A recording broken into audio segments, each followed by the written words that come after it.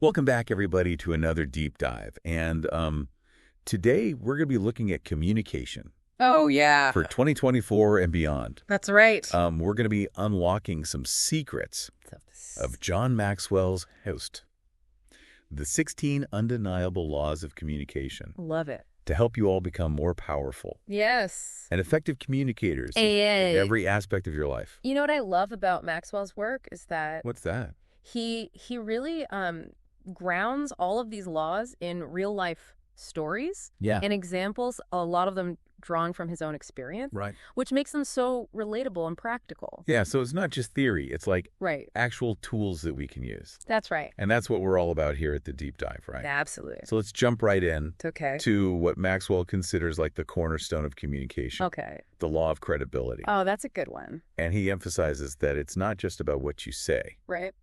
but who you are. It's about who you are. Why is that so crucial? Think about this.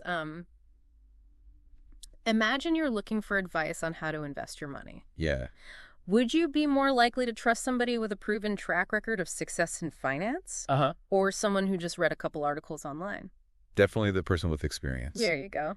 It's about walking the talk, right? That's it, walking the talk. Mhm. Maxwell even goes so far as to say that he won't teach on topics that he hasn't personally experienced. Wow. Yeah.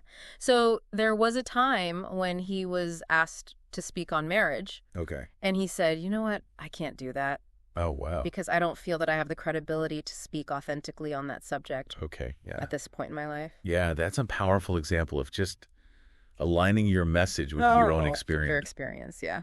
But how can we as everyday communicators, Sure. apply this principle? Right. I mean, we're not all going to be like renowned experts. Yeah, right. We can't all be John Maxwell, right? Exactly. Yeah. But I think it's really about understanding that credibility is built on trust and expertise. Okay. And Maxwell's 5 levels of leadership can provide a really helpful framework for understanding this. Okay. So at the first level, people listen because they have to, Sure. because of your position or your authority. Uh-huh. But as you move up the levels, people start listening because they want to.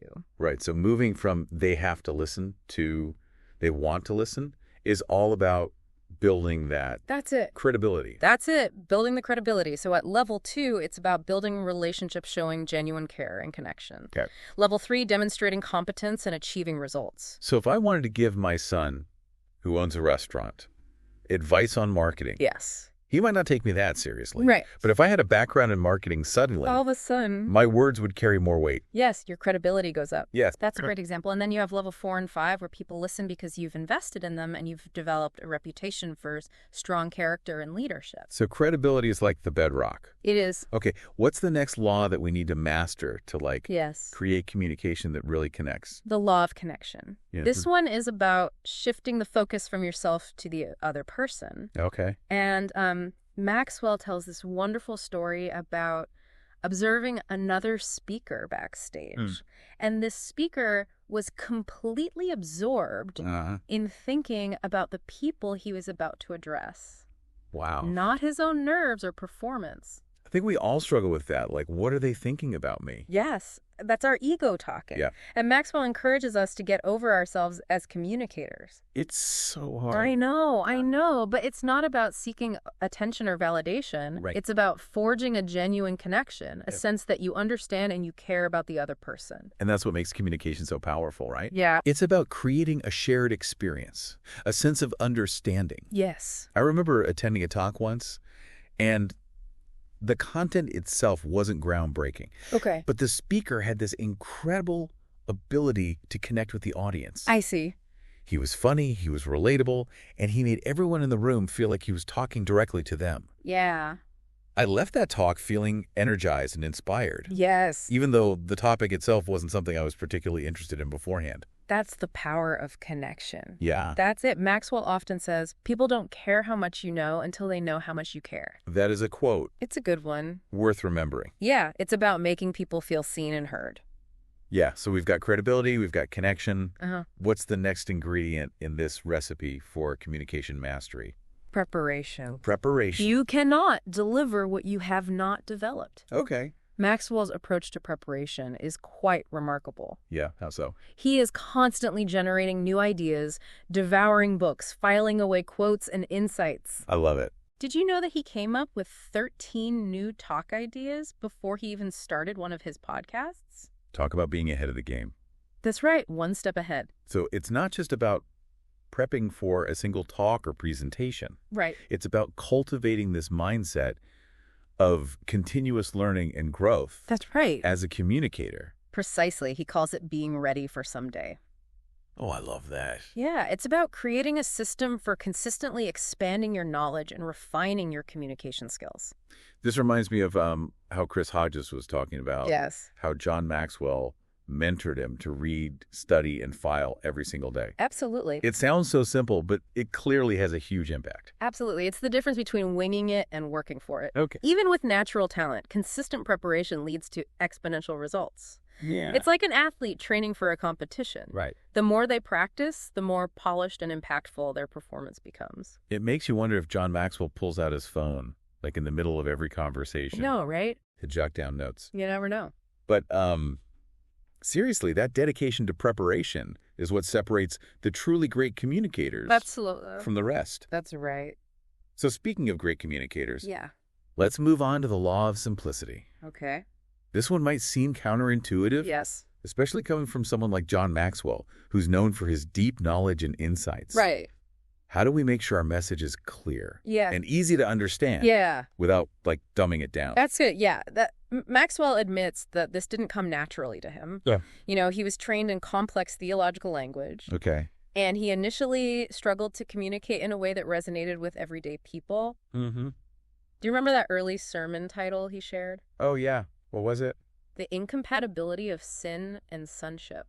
That definitely needs some simplifying. You think? Yeah, I can see why that would resonate with a broad audience. No, not really. But he learned to speak on people's level. Oh. By testing his ideas with everyday folks. So he'd bounce concepts off of farmers he knew.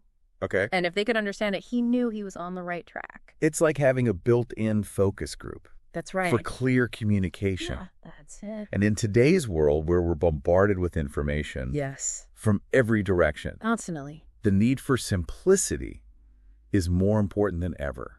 Absolutely. How can we cut through the noise? Yes. And make our message truly heard? In a world of information, overload the ability to cut through the noise and deliver a clear, concise message is a superpower. It is a superpower. Yeah. So we've got credibility. Okay. We've got connection. Yes. We've got preparation. Okay. We've got simplicity. Got a good start. What's the next law that's going to help us transform our communication from good to great? The law of results. Ooh, results.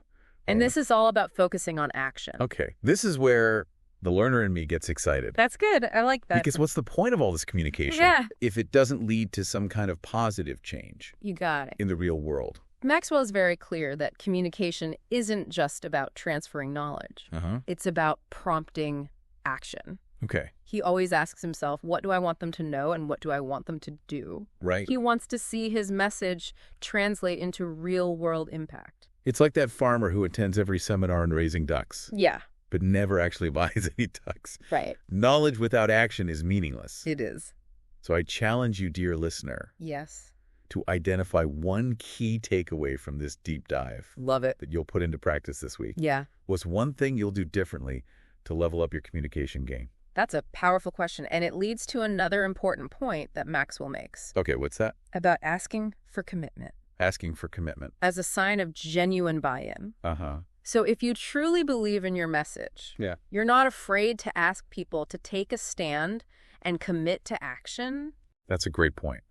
It's about moving beyond passive listening to active engagement. Yeah. What does asking for commitment look like in practice? Sure. How can we do this effectively Yeah. without being pushy or manipulative? Right. It's about creating a clear call to action, inviting people to take a specific step that aligns with your message. Okay, that's a good place to stop for today. All right, sounds good. We'll pick up our deep dive into the 16 undeniable laws of communication in part 2. Looking forward to it. See y'all next time. See you then. So let's dive back into John Maxwell's The 16 Undeniable Laws of Communication. Okay.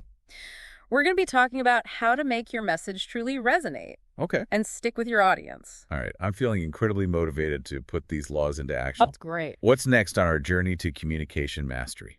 Get ready for the law of visual expression. The law of visual expression. This law highlights that people remember and respond more to what they see than simply what they hear. We've all heard the saying, a picture is worth 1,000 words. That's right.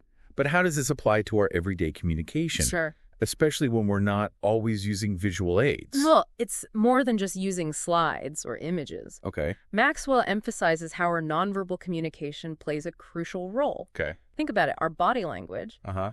our facial expressions, Okay. even the way we dress, all contribute to the visual impact of our message. I see. He tells a really interesting story about watching Walter Cronkite, Okay. the legendary news anchor. Yes. And Cronkite had this remarkable ability to create a sense of intimacy with viewers just by the way he looked at the camera. So even through a screen, viewers felt a connection with him. That's it. Making them more receptive to his message. Precisely. And think about the 1960 presidential debate between John F. Kennedy and Richard Nixon. Yeah. Kennedy exuded confidence and charisma through his relaxed posture, his easy smile, and direct eye contact. Okay. And this made a huge difference in how people perceived him compared to Nixon. Yeah. Who appeared stiff and uncomfortable. So it seems that nonverbal cues can speak volumes. They do. Even louder than words sometimes. Absolutely. And it's not just about projecting confidence. Yeah. It's about ensuring that your nonverbal communication aligns with your message. Mm-hmm. So, for instance, if you're discussing something serious, a wide grin would seem out of place. Right. So authenticity is key. Okay. Your expressions should convey sincerity. This reminds me of Sandy Boucher's review where she highlighted Maxwell's authenticity as a strength of the book. I like that. It appears his genuine desire to help people shines through in everything he does. It does. That's a great connection. Yeah. Authenticity is a vital part of visual expression. Yeah. People can easily detect when someone is being fake or phony. Right. So be yourself. Be genuine. Be authentic. And let your nonverbal cues support and enhance your words. So we've talked about body language. And facial expressions. Yes. What are some other ways we can boost the visual impact Sure. of our communication? Well, this might surprise you, but Maxwell is a big advocate for using humor. Humor, really. He believes it's a powerful tool for connecting with people and making your message memorable. I mean, humor is great for entertainment, but how does it help us communicate more effectively? Well, humor can achieve a few things. Okay. First, it helps break down barriers. Okay. And create a sense of rapport.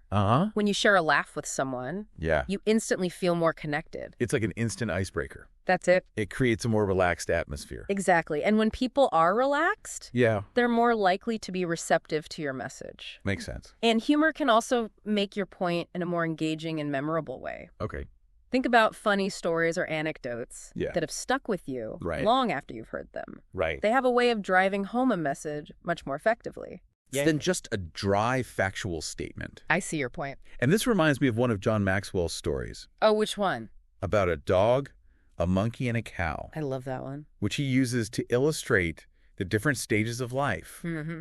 And the choices we make. Okay. It's such a clever and humorous way to convey a profound message. It's so good. So Maxwell is a master of using humor to engage his audience and make his point stick. And he even uses self-deprecating humor, which makes him even more relatable. Okay, I'm convinced about the power of humor. All right. But what if you're not naturally funny? Sure. Any tips for those of us who struggle to incorporate humor into our communication? Start by paying attention to what makes you laugh. Okay. What kind of humor do you enjoy? Once you understand your own sense of humor, you can begin to look for ways to incorporate it. Okay. Subtly. Into your communication. So maybe start collecting funny stories or anecdotes to share when appropriate. That's a great idea. And don't be afraid to experiment. Yeah. The more you practice, the more comfortable you'll become. All right. We've talked about being visually engaging. We've talked about using humor. Yeah. Now let's address that feeling we all get. Yes. When standing in front of an audience. You know that heart-pounding palms, sweating fear of public speaking. Yes. Public speaking can be daunting. It can. But Maxwell offers some really valuable advice for conquering those nerves. Right. And it's all about the law of listening. The law of listening. He suggests using your ears more than your mouth to connect with hearts. Okay, wait, isn't this about communication? Yeah. Not just listening. It is. How does listening fit into effective communication? Well, that's the beauty of this law. Okay. Maxwell believes that effective communication begins with listening. Okay. Before you can connect with an audience, you need to understand them. And that means genuinely listening to what they're saying, both verbally and non-verbally. It's about reading the room. That's it. Understanding the audience's energy and needs. Precisely. Maxwell shares a story about speaking at a young entrepreneurs conference. Okay. And he arrived early, and he spent some time chatting with the event team. Okay. To get a feel for the audience. He wanted to understand their hopes, dreams, and challenges. That's smart. It's like gathering intel before a crucial meeting. Exactly. As he chatted with the team, he realized that they were young, inexperienced, and eager for guidance. Okay. So he adjusted his communication style to be more like a mentor. Oh, wow. Or a father figure. That's amazing. Yeah. I bet that made his message much more impactful. It did. Because he tailored it to his audience's needs. Absolutely. By taking the time to listen and understand his audience, Maxwell created a deeper connection, making his message resonate more effectively. So even when we're the ones speaking, we need to be actively listening. You got it. That's a shift in perspective. It is, but it's crucial for building rapport, establishing credibility, and ensuring that your message truly resonates. Okay, I'm starting to see the power of listening as a communication superpower. It is a superpower. But how do we become better listeners? Especially when we're in a situation where we're the ones doing the talking. Maxwell offers some practical tips. Okay. First, be intentional about observing your audience. Okay. Pay attention to their body language, facial expressions, and overall energy. So even while speaking, we should be taking mental notes on how the audience is responding. Exactly. Are they leaning and nodding their heads smiling? Or are they looking bored, checking their phones, or fidgeting? Okay. These nonverbal cues offer valuable feedback on how your message is landing. It's like getting real-time feedback on our communication effectiveness. That's right. And don't be afraid to adjust your approach. Okay. Based on what you're seeing. If people seem confused. Slow down and clarify. Okay. If they're losing interest, inject some humor or ask a thought-provoking question. Okay. To re-engage them. This reminds me of that saying, there's no such thing as a bad audience, only bad communicators. I love this. We as communicators have the responsibility to keep our audience engaged. Absolutely. And you do that by being fully present in the moment. Right. Put away your phone. Silence those mental distractions and focus on the people in front of you. Right. Make eye contact. Right. Listen to their questions. Okay. And show genuine care about connecting with them. That idea of making eye contact is so powerful. It is. It's such a simple act, but it makes a huge difference in conveying presence and engagement. Maxwell emphasizes creating a sense of intimacy even in a large group setting. Okay. And this leads to another essential point he makes about being vulnerable. Vulnerable as a speaker? Yes. That sounds intimidating. It can be, but it's also incredibly powerful. When you share your own experiences, challenges, and even failures, you humanize yourself. Okay. And you create a sense of shared humanity with your audience. This reminds me of Craig Groeschel's insight that people may be impressed by our strengths. Yes. But they connect with us through our weaknesses. That's spot on. John Maxwell is a master of weaving personal stories into his talks. Right. He doesn't shy away from sharing his struggles, which makes him even more relatable and inspiring. So it seems authenticity is key. It is. It's not about pretending to be perfect. Right. It's about being genuinely ourselves. Exactly. And that authenticity enhances your trustworthiness and credibility as a communicator. This law of listening is blowing my mind. I know, it's good. It's so much more than just passively hearing. That's right. It's about being actively engaged, yes, observant, and responsive to create a real connection with your audience. And that connection allows you to communicate on a deeper, more meaningful level. This deep dive is already transforming how I think about communication. I love it. What's next on our journey through John Maxwell's The 16 Undeniable Laws of Communication? Get ready for the final stretch. Okay. We're going to uncover 2 more powerful laws that will truly ignite your communication skills. Welcome back to the Deep Dive. We are wrapping up our exploration of John Maxwell's The 16 Undeniable Laws of Communication. Yes, we've covered a lot of ground, but we've saved 2 of the most powerful laws for last. Oh, okay. I like that. These are the principles that can really take your communication from good to unforgettable. All right, I'm all ears. Let's dive in.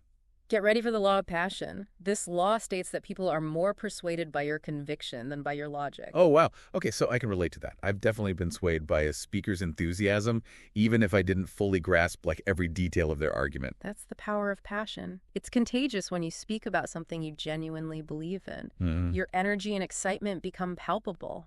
People are naturally drawn to that authenticity. There's a reason why people say enthusiasm sells. Exactly. Maxwell goes a step further and says that passion can even be more persuasive than logic alone. Wait, so are you saying facts and logic don't matter? Not at all. Facts and logic are important. Okay. But they rarely move people to action by themselves. Okay. It's the emotional connection, the passion behind the message that truly resonates and creates buy-in. I see. So it's like the difference between reading a dry textbook and listening to a captivating storyteller. That's a great analogy. The storyteller might not have all the facts and figures, Right. but their passion just makes the story come alive. Think about the teachers or mentors Mm-hmm. who've had the most significant impact on your life. Yeah. Were they simply dispensing information? Right. Or were they sharing their passion and belief Yeah. in a way that ignited your own fire?